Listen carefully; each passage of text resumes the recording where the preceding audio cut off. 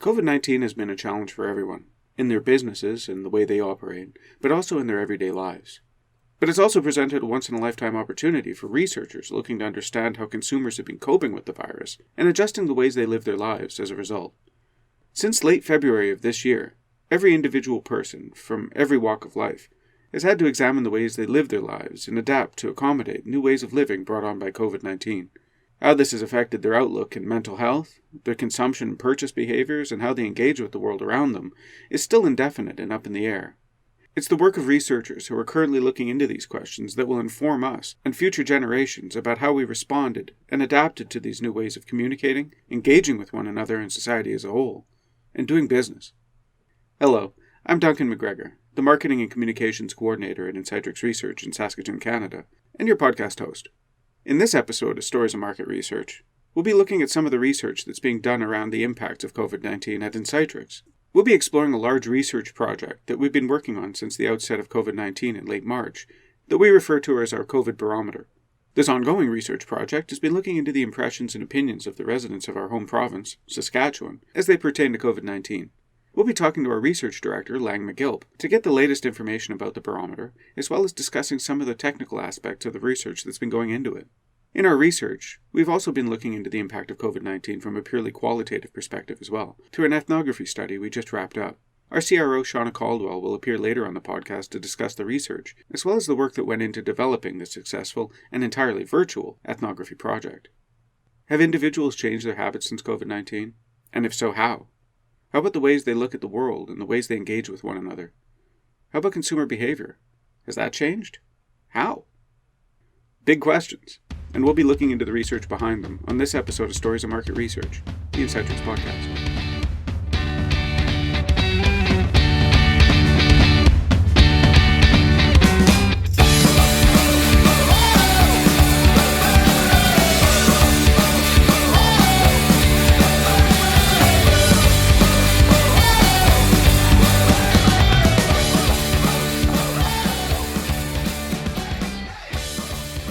First, we'll be speaking to our research director, McGilp, to hear about the research that went into our COVID Barometer. Hi, Lang. Welcome back to the podcast. Well, thanks for having me back, Duncan. Well, it's going to be great. I'm looking forward to discussing the research that's going into our COVID tracker with you. I gave a short summary description of the tracker in the opening of the episode, but I'm wondering, can you describe what our COVID tracker is for the audience? Yeah, for sure. So essentially, we do a survey every week with a random selection of Saskatchewan residents to just kind of figure out how they're feeling with all of what's been going on with COVID. We started the week of March 17th, and we've been going every week up until summer, and then we kind of went every second week throughout summer here. So it's been, I think, about 18 weeks that we've been doing this now, 18 specific weeks of tracking data. Why did we take a bi-weekly approach going into the summer? Well, there were a couple of factors for that. One is we started to see some of the tracking measures that we were recording started to sort of flatline and not change too much. And I think also just summer, there was less sort of activity going on, so we wanted to just reduce the frequency a little bit. We may end up bringing it back up to weekly once the school year hits here. We're just not sure. So it's a pretty big project. Can you talk a little bit about the size of this project? For sure. So as I mentioned, it's 400 respondents per week. But when you add that up over, the 18 or 19 weeks that we've done it, that's over 7,000 respondents. So it really is quite a large thing that's going on. And even just on a weekly basis, there's a lot of moving pieces that unfold over a very short period of time, from finalizing questions to getting them programmed and tested in our system to actually conducting the survey and getting it done in about 2 days worth of time, looking at what the results are, and then building a highly visual document that's sent through email each week. So it's kind of a Monday to Friday whirlwind of activity that takes place. How does a scope like that, though, compare to some of our other research projects? Because that's pretty big.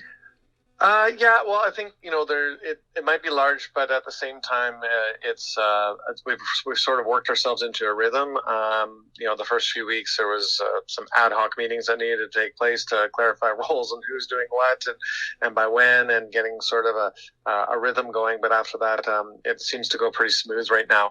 I think the biggest thing is, like, we do a lot of this kind of work when we launch studies for our clients. But with this one, it goes at the speed of about an omnibus, which we run over the same period of time.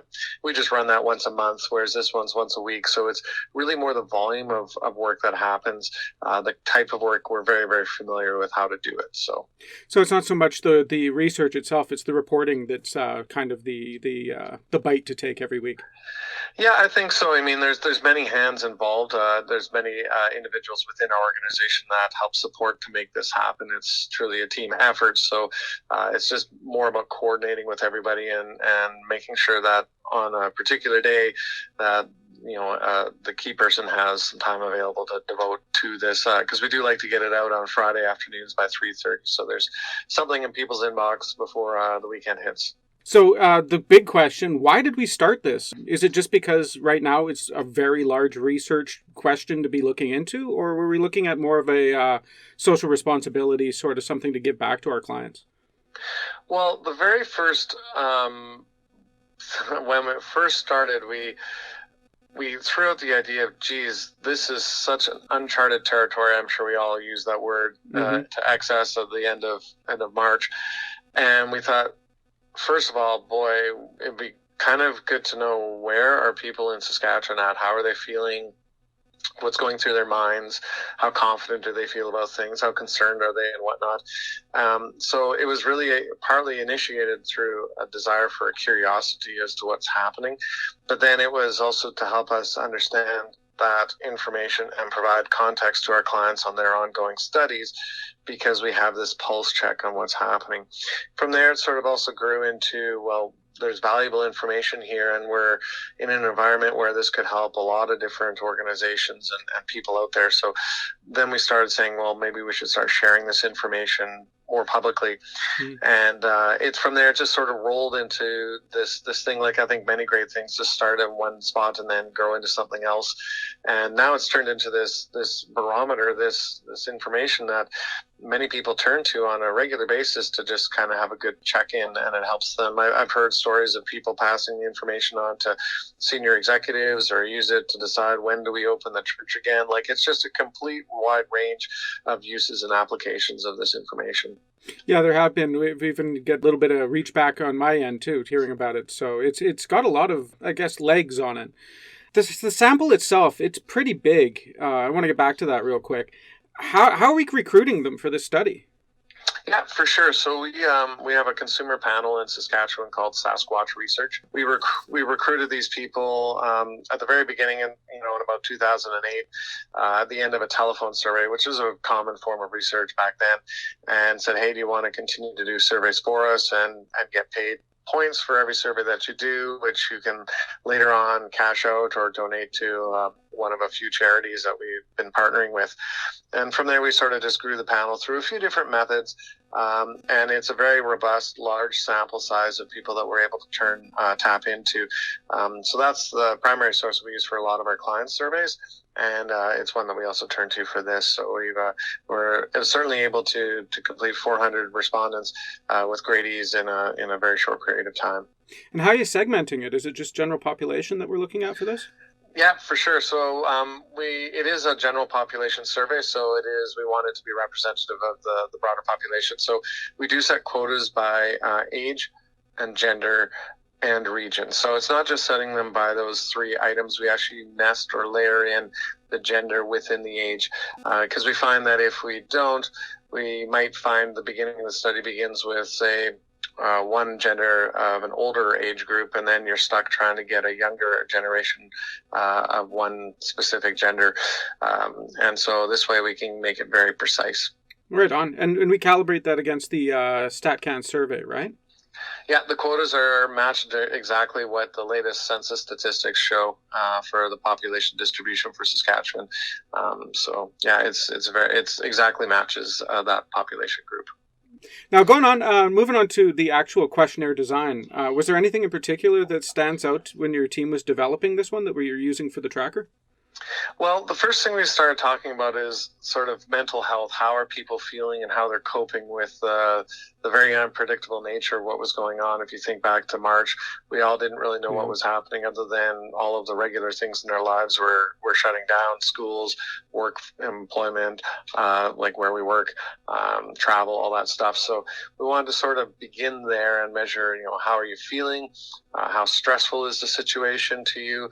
And then also turn a little bit to the future about what are people's outlooks. Do they think things are going to get worse, get better, or stay the same? And so that was sort of the core area that we're going from.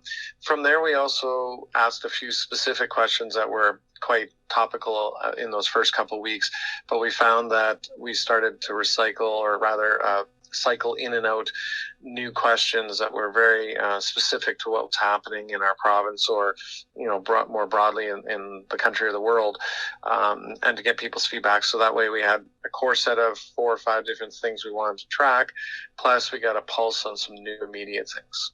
So designing a questionnaire, well, like you were saying, back in March and during the beginning of this stuff, we never knew where this was all going to go, and it was all really quite up in the air, just where everything was going to be in the world in the next couple of months. Did you find designing a questionnaire like that while it was all going on? Did you have a hard time removing yourself out of that? It's funny you say that, because when we first started, we said, well, maybe we'll do this for about 3 weeks, maybe a month, maybe to the end of April. Well, here we are at the end of August, and we're still doing this thing. Actually, it's funny, because the questionnaire design came quite easy, because we're all completely immersed with what's going on. Lots of information being thrown our way from multiple sources. So I think it's quite easy for us all to have a bit of a pulse on what's happening right now.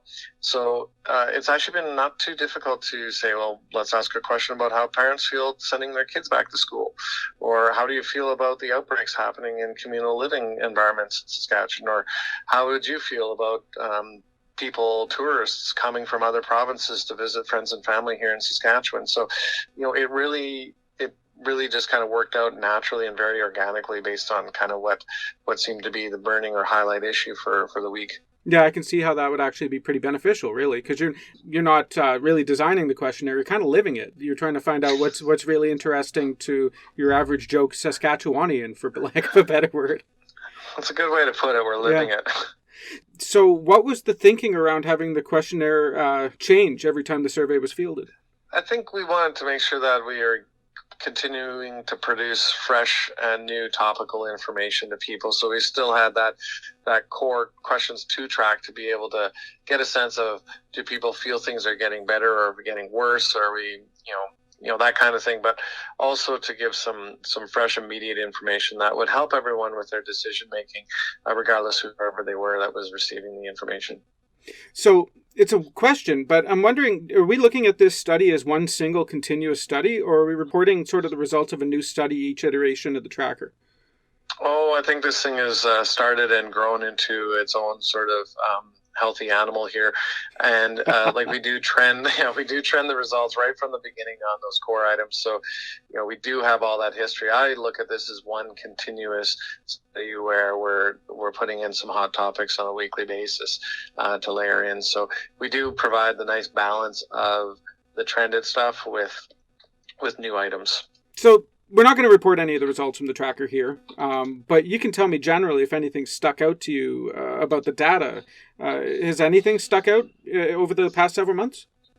Yeah, one of the questions that I've been trending lots of stuff over the years for a bunch of different clients and applications. And the biggest thing I notice here is trended data often doesn't move very much. It does sort of slowly move up or slowly move down unless there's a significant event that can be explained. But this is one where the results are very dynamic and things are changing quite a great amount from week to week, particularly with future outlook. Like in our first week, 62% of people said that the weeks ahead were going to get worse.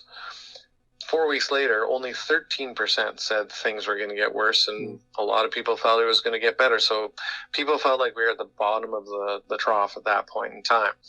It kind of remained low, and then in the middle of July, it spiked to 36% who thought things were going to be getting worse. And so there's really a lot of dynamic things that have been happening, which is atypical for us to see in data. It's not usually that dramatic of a change. I think there are some other things that are interesting and surprising. In terms of comfort level, doing a variety of activities, whether it was going to the gym or getting your hair cut or go to the dentist back in April, May, those numbers were quite low, but we've seen them come up quite a bit since then. So, it's kind of interesting to see that unfold. Or even most recently, we are curious about comfort level of parents sending their children to school, and we have a 50-50 split. Half of parents are like, yeah, I'm cool sending my kids into the physical classroom, and the other half are not. So that's, given the lower number of cases we have here in Saskatchewan and everything, I think it's quite interesting to see that that's the distribution of the responses. So a data that's that dynamic, do you find it possible to make inferences based on that? Yeah, I think, again, because it is such a dynamic thing, a lot of media coverage, a lot of talking amongst people socially and whatnot about what's unfolding. So generally the results do provide that. Like in the case of this one I just mentioned, I think it's just there's been a lot of new announcements and alterations to plans on the back to school sort of procedures and such. So I think that's caused a number of parents to express some concern about things. And now it's sort of like the reality of normal life is starting to hit closer to home for those of us with kids in the K-12 system in particular, that, school is kind of a foundational part of our routine. House empties, you go to work, you pick them up, you go to your activities, all that sort of thing. So I think, we've been putting life on pause in a lot of that routine for some time, and September was going to be that start time of it. And now that we're facing it in the next week or two, I think we're seeing that reaction to, are we ready for this? Sort of a rubber hitting the road kind of moment. Yeah. So you've been in research for a while now, quite a while. Do any of the many studies you've done over your years in research compare to the COVID tracker that we're doing right now with the dynamic data and the size of it? In terms of the size, this is definitely on the larger scale of some of the work that I've been involved in. I think it is fairly high profile work as well for a prolonged period of time, which is maybe a little bit different or more unique. But there's been many studies over the years that are highly important at their moment in time and perhaps shortly thereafter to help guide decision making. So, I think one of the benefits that we have is we get to be able to work with a whole wide range of things. Like this is dealing a lot with sort of some societal or social concerns or issues and things, through to helping companies make decisions on, do I proceed with product A or product B? This is how I price this, how do I increase customer loyalty or satisfaction? So it's quite a wide range of different things that we get to touch.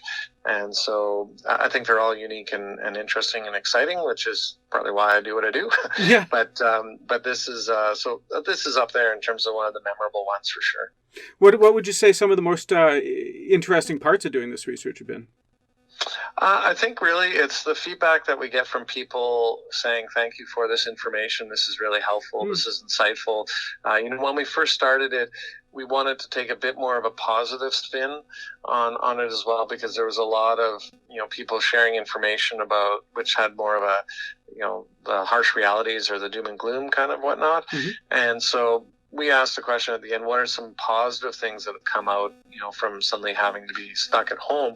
And, what we saw in those times, people are uploading pictures and videos of really neat stuff. People are talking about, getting more into their family history and looking through old information and such up in the attics, getting more spiritual connection because they had time to do this, actually spending more time with family members far away through, digital means, because now you had an opportunity that life slowed down a bit more to be able to have those conversations and such. So, and even just a deeper connection within the nuclear family, others in your household, spending time together and building new sort of patterns and traditions and things. So it was kind of neat to go through that and share some of that positive information.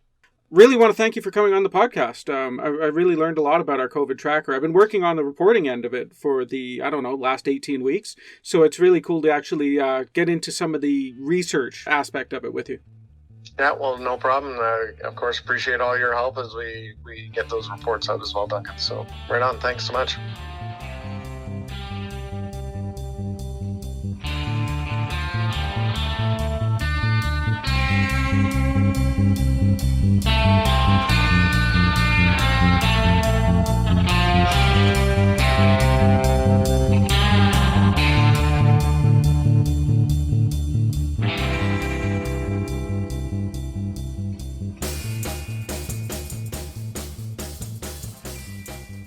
Up next, our CRO, Shauna Caldwell, rejoins the podcast to talk about an exciting ethnography project that we just wrapped up about COVID-19 in Saskatchewan. Hi, Shauna. Welcome back to the podcast. Hey, Duncan. Thanks for having me. So it's great having you on. I'm looking forward to talking about the ethnography we just wrapped up about COVID-19. Can you describe the ethnography study for our listeners and what its purpose was? For sure. So, I think starting in April of this year, so once we kind of COVID hit and everyone started working from home, Insightrix has implemented kind of a COVID mental health tracker, which was kind of like a weekly tracker that was sent out to our Sasquatch panel. And in the first few weeks of that study, we had a question on there asking participants if they'd be interested in participating in a further kind of qualitative approach, digging a little bit deeper about how people were coping to the new normal, which in turn turned to be this ethnography study. So we conducted this study for about 2 weeks at the end of May 2020, and it was an online diary study with multiple different activities, about 1 to 2 different activities that participants would participate in. That could either be through kind of, as I mentioned, a diary in terms of a text mode, or uploading videos or uploading pictures to kind of describe what they were doing. And so I think I might get into a little bit more about what those activities were a little bit later in the interview, but that's kind of the basis of what it was. It was more of a qualitative approach to how people were coping with the new normal. Right on. And how many participants did we have in it? We had 21 participants. Wow. From kind of 18 to 55 plus, varieties of genders, education level, income, as well as kids in the household. So as I get into a little bit later, but that was a really important piece for us, as well as the education, just because with everybody now transferring working from home, we really wanted to understand people were looking at homeschooling, as well as post-secondary schools were now transferring online. So we wanted to make sure that we had a really good kind of broad range of types of participants that were included in that 21. How did we recruit them? Similar to any kind of online qualitative research. So as I mentioned, we had about 50 people that we reached out to from about I think it was around 200 or so that said they'd be interested in participating. So then we went through and based off these specs, identified 50 potential participants, called them up, asking if they would be interested at the end of May to download an app, so-called Revelation, which is the app that we use to do this research.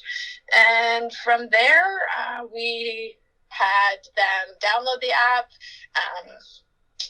upload kind of a personal profile into the app, and offered an incentive. So because it was a 2-week-long study with multiple activities on each day, we had a $50 incentive. So what we did was say there was a $40 incentive provided to all participants for downloading the app and agreeing to participate, and then you'd get the extra $10 at the end if you participated in all those activities for the first 2 weeks. Oh, right on. So does anything in particular stand out about the recruitment process for this study as opposed to other recruitments for other ethnographies we've done?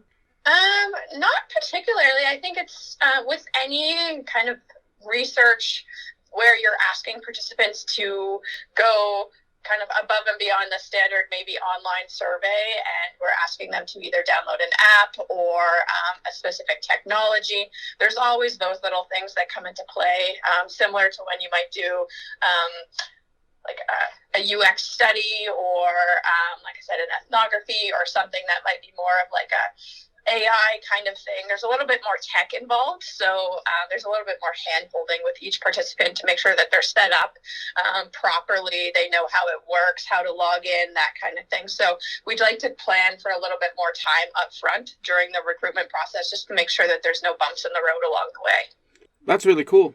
Maybe could I get you to explain what an ethnography is for listeners who aren't researchers themselves or don't have a background in research? Could you explain what an ethnography is? Sure. So ethnography is a type of research. As I mentioned, it's more of a qualitative based research where old ethnography studies way back in the day were like observation research. So you might be sitting behind a glass and watching someone as they're doing an activity. Well, now that, in the digital era, we're now moving online. So this is what this kind of research is in terms of providing activities or missions, as you'd like to say, to respondents to participate in during kind of a prolonged time. You can watch them as they're doing it. They can upload different types of responses. So as I mentioned, so we might have, for instance, an activity could be something like, please, then when you get your power bill sent to your house, if you open that, we'd like you to document in images or in a video kind of the reaction to getting your power bill each month. And so you can really see from an observation standpoint, facial expressions, other things around. So if you might be able to see into the participant's home, other things and what they're doing. So for instance, someone might be just getting home from work and open their power bill. Someone might be working from home and have a scheduled time or have a section in their house where they have all their bills. So like a little office or something. So you really get to see those different aspects into each participant's life. So it's more of a human behavior element to the research than just doing maybe an online focus group. That sounds like a lot of fun. For sure it is. It really allows for the research to go beyond just the questions, I find, which is really exciting about this type of work. So you get those, say in this case, 21 participants, but it's more so than just an hour and a half of their time, like what we might do in a standard focus group or an in-depth interview. We're really getting to see what their lives are like. So how many researchers did we employ to do the study? We had about 4 researchers involved at different aspects, and that's in addition to those who helped with recruiting. We had probably 2 major project leads, and then we had someone take on more of that technical role in terms of making sure that all respondents were set up throughout the process. If they had any issues, they knew exactly who to contact in terms of making sure that each activity was working properly. They were able to upload videos if that's what the activity asked for, or images, that kind of thing. So we wanted to make sure that one of our researchers was dedicated solely to the tech support side. And we found by doing this really helped participants know who to call when. And then, as I mentioned, 2 project leads, and then one person in particular who was involved in designing the types of activities and providing those to the project leads so that they could upload them into the system and manage those as the 2-week period went on. Right on. So going back to data collection, I know you were speaking a bit about online diaries. Could you maybe get into that a little bit? Sure. So I guess in this case, so we did a number of diary activities for this 2 weeks. And in some cases we had 1 a day, and other cases we had 2. So they ranged in a variety of topics, things from life with social distancing, travel and transportation and how respondents were looking at adapting to transportation needs during COVID, social events, so what they were looking forward to. So again, because we did this at the end of May, I think there was still some anticipation of what summer might look like, and so what some of those maybe outdoor festivals or things like that, or what they were looking forward to under these new COVID restrictions. One really interesting one that we did here was a food diary. So we had that one open, I believe, for about 4 days throughout the activity, and asked people what they were eating at home now that they were at home more often. And so what we found is people really showing their creative side through food. So a few of our participants were uploading images of creative displays that they would do, getting their kids involved in making food a little bit more, as well as just trying new recipes. And so some even uploaded videos of them actually experimenting with food at home. That's so cool. That's so cool. Did doing this kind of research online make the research easier or harder on the participants, did you find? I would say that it probably, I don't know if it's easier or harder, but necessarily more convenient maybe. So cool. I think for respondents that are very familiar with Insightrix and the way that they do online surveys already, as being a member of our panel, it was a pretty easy transition for them to now just do a little bit more of the human aspect of things. And so where we had a few difficulties was maybe, again, when you deal with the technology and some of that older population in terms of how they might upload a video or how they might upload a picture.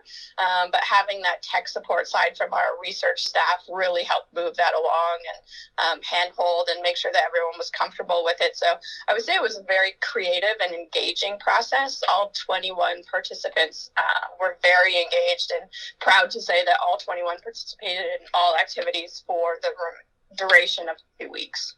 And I know ethnographies are usually they're a lot of work, let's just be honest. How did that translate to doing it online for the researchers? How was the research process itself? The research process, I would say, there's a lot of setup with this kind of a study. And so because this one was, again, 2 weeks, and we had multiple activities on each day, there was some setup required by the project leads in order to make sure that the activities were set and preset in the calendar. So the way that it would work is we would develop it on kind of a discussion guide ahead of time, and then you'd have to go in and upload it into the system, so into this Revelation system, so that each participant would get a notification sent right to them either through the app or on their computer through email when a new activity was posted.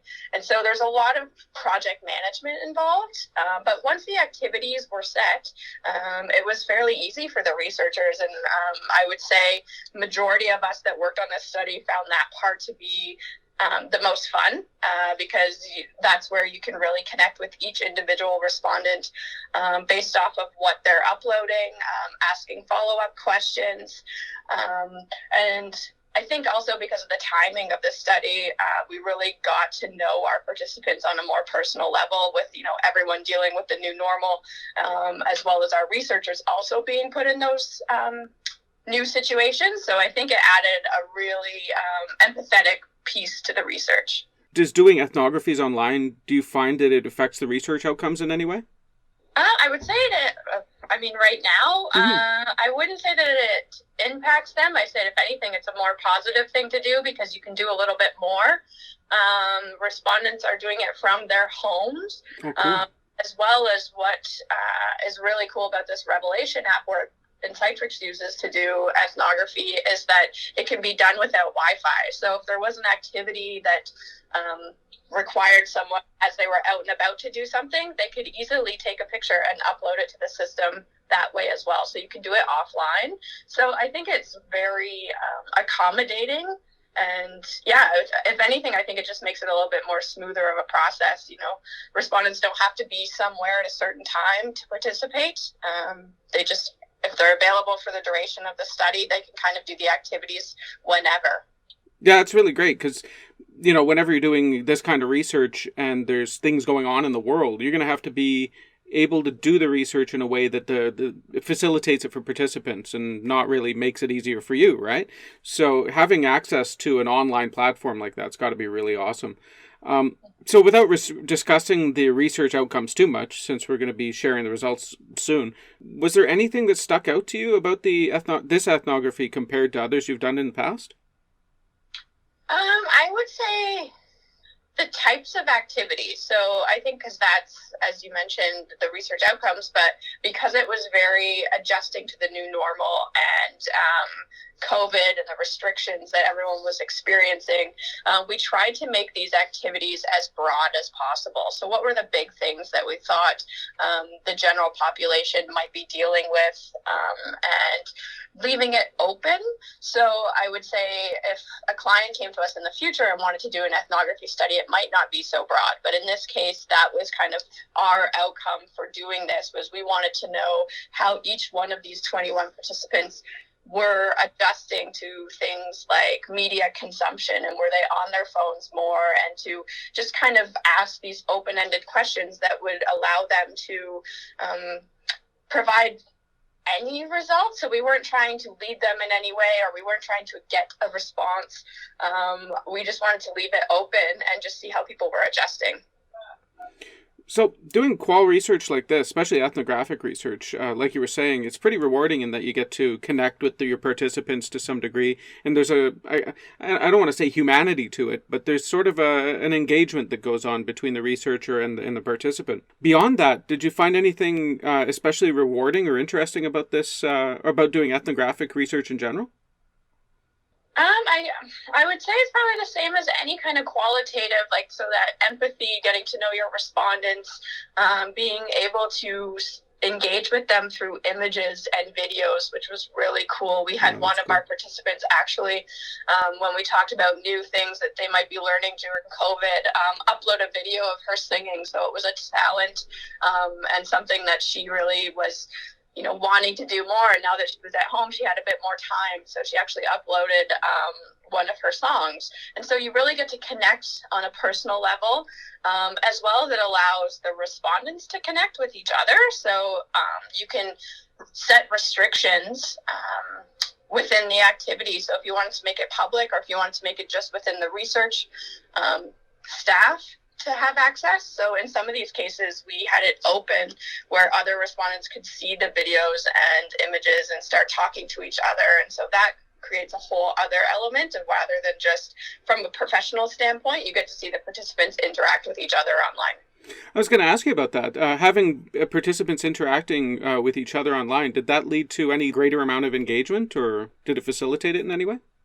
For sure, yeah. I think because it's almost like it's self-facilitating in some way. So as I mentioned, the researchers post the activities and we monitor and we try and engage, but we're working with a set of objectives as the research is going through, but participants are not, right? So they're asking questions that maybe we're not thinking of, or shouting out to other participants like, oh, that's really great, or I love your voice, and things like that. And so it creates this sense of a community for those 2 weeks within participants, which I think only allows them to be more excited for when the next activity might be there. So it does increase engagement that way.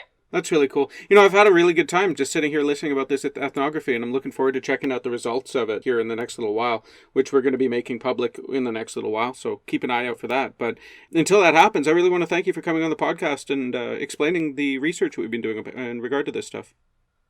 No problem. Thanks for having me. Yeah, I'm excited to share the results and how Saskatchewan residents were coping back in May. Who knows, maybe we'll do a phase 2 of this study as things start progressing, which would be really cool. Yeah, things sure have changed a lot over the last few months, so it'd be really interesting to check that out. For sure. Awesome. Thanks a lot.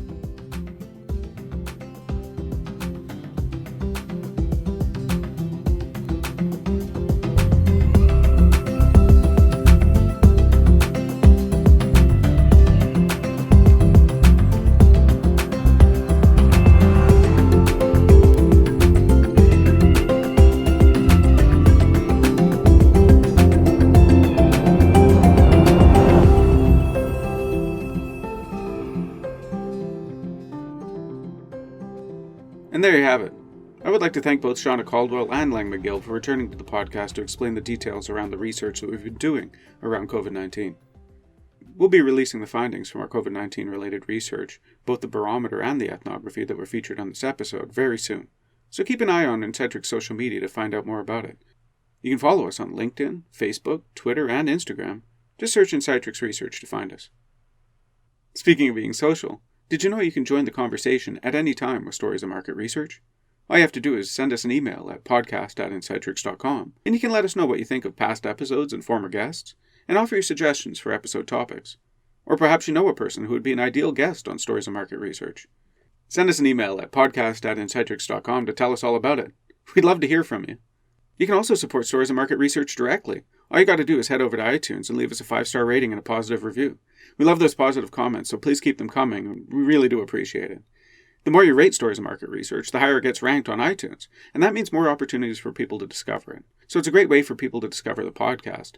Also, share with a friend, a contact, or a customer. Or maybe you'll see on a forum somebody's asking, what's your favorite market research podcast? Well, post Stories of Market Research and let them know why you listen to our podcast.